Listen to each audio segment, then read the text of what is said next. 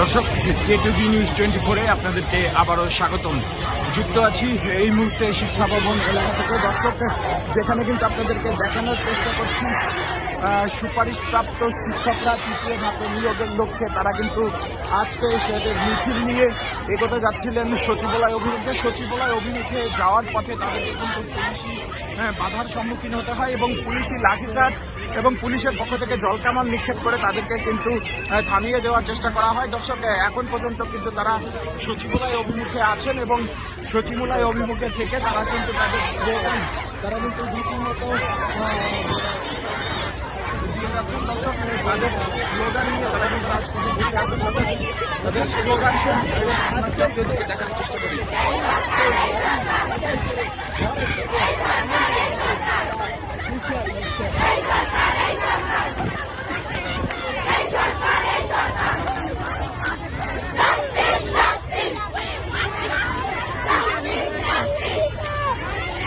আজকে কি হলো আপু?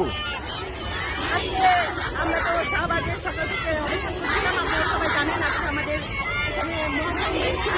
সকল সুপারিশপ্রাপ্ত শিক্ষকরা শিক্ষিকারা 21টা উপজেলা থেকে ঢাকা চট্টগ্রাম জেলা থেকে আমাদের সবাই একসাথে মহাসমাবেশ করেছি, যাতে আমরা আমাদের ন্যায্য অধিকার আদায়ের জন্য এখানে আসার পর সেই বলে যে লাভ সেই এই অবস্থা। আমাদের দাবি, আমাদের ন্যায্য দাবি অপমান করার মতো দেশে একজনও নেই। রাস্তাঘাটে করে থাকবো, সামাজিক কামের রাস্তা থেকে শুরু করে অর্থনৈতিক এবং সামাজিক মানুষটা তো আর কিছু হচ্ছে না।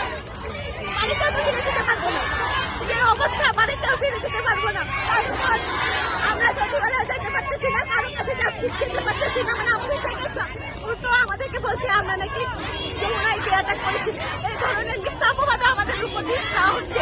আমরা যদি প্রধান উপদেষ্টার কাছে যেতে পারি দেখা করার জন্য, এতটুকু অনুমতি এতটুকু অনুমতি আমরা পাওয়ার অধিকার নেই আমাদের। তার উপর পুলিশ ভাইয়েরা আমাদের বোনদের উপর কীভাবে অ্যাটাক করছে আপনারা সবাই জানেন। আর কিছু বলার নেই, তারপরে আমাদের উপর মিথ্যা অপবাদ দেওয়া হচ্ছে। আমরা নাকি যমুনায় কিছু অ্যাটাক করতে আমাদেরকে প্রত্যেকদিন একটা প্রশ্নের উত্তর দিতে হয়। কেন ভাই প্রশ্ন দিতে পারেন কেন? আমরা হচ্ছি দেশের প্রথম শ্রেণীর নাগরিক, প্রত্যেকে অনার্স মাস্টার্স কমপ্লিট করা পাবলিক বিশ্ববিদ্যালয় থেকে অনেক এসেছেন। এখানে আমরা কেন যাবো অ্যাটাক করতে? আমরা কি প্রধান উপদেষ্টার কাছে আমাদের ন্যায্য অধিকার তুলে ধরার মতো কোনো সামর্থ্য রাখি না? আমরা কি এতটুকু অধিকার নেই? আমার কিছু বলার নেই ভাইয়া, ধন্যবাদ। দর্শক, আপনারা কিন্তু শুনছিলেন তারা কিন্তু প্রধান উপদেষ্টা শিক্ষা সচিব বরাবর যাওয়ার চেষ্টা করছিলেন। সচিবালয় অভিমুখে যাওয়ার পথে পুলিশি বাধা দিয়ে তাদের উপর আবারও লাঠিচার্জ করা হয় এবং জলকামান নিক্ষেপ করা হয়। দর্শক, তারপরে তারা বিক্ষোভে ফেটে পড়ছেন এবং তারপর থেকে কিন্তু তারা স্লোগানে মুখরিত রেখেছেন রাজধানীর সচিবালয় এলাকা। দর্শক, রাজধানীর সচিবালয় এলাকা থেকে আপনাদেরকে আপডেট জানাচ্ছিলাম সুজয় মজুমদার, কেটিভি নিউজ 24, ঢাকা।